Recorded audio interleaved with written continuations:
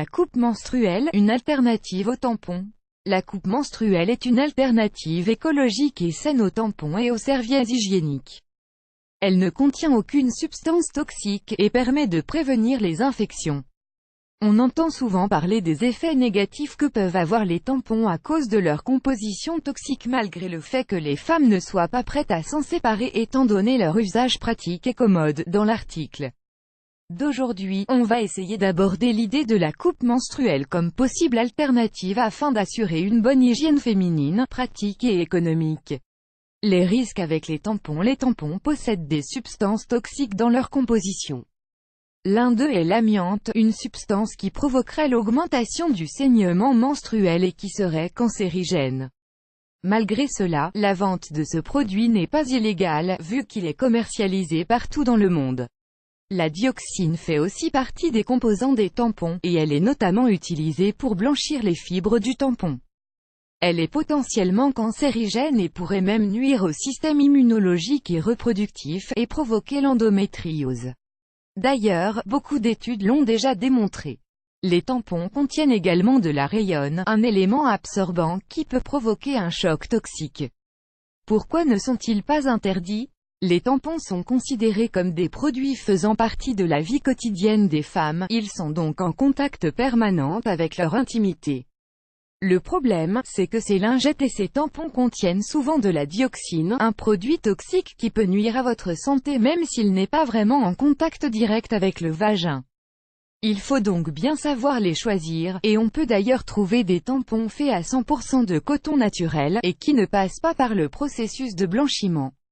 Mais le problème, c'est qu'ils coûtent parfois un peu trop cher. La coupe menstruelle. Heureusement, il existe une alternative aux tampons et aux serviettes conventionnelles.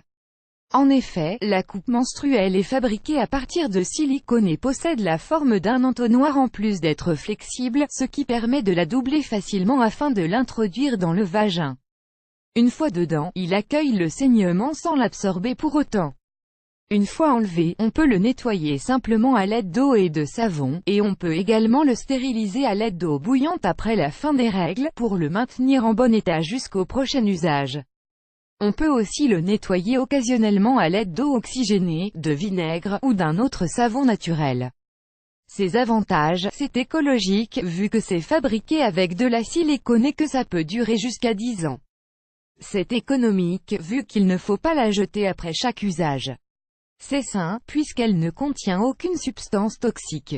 C'est pratique, puisqu'on peut l'utiliser de la même manière que les tampons. Ça nous aide à prévenir les infections comme la cystite, contrairement aux serviettes. Les coupes menstruelles disposent approximativement d'une capacité de 30 ml, ce qui équivaut à peu près à la quantité du saignement général d'une femme durant ses menstruations, ce qui fait que l'on n'aura plus besoin de les changer comme les tampons ou les serviettes plusieurs fois par jour.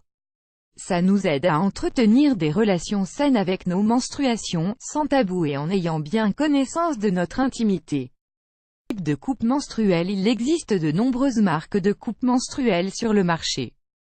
On pourra donc les trouver facilement dans les boutiques ou même sur Internet. Elles existent généralement en 2 tailles, certaines sont destinées aux jeunes filles qui n'ont pas d'enfants, et les autres destinées aux femmes un peu plus âgées. Comment les utiliser? Il faut d'abord lire les instructions détaillées qu'on trouve sur la boîte, et il y a également des vidéos qu'on peut voir un peu partout sur Internet. On doit avant tout comprimer la partie large de l'entonnoir pour pouvoir bien l'introduire dans le vagin, puis on la relâche une fois à l'intérieur afin qu'elle s'ouvre. On doit également l'étirer doucement de sa base pour la prendre. Certes, ce procédé n'est pas facile à appliquer pour la première fois, mais on s'y habitue très vite avec la pratique. Photographie reproduite avec l'aimable autorisation de Zayn Selvan et Green Colander.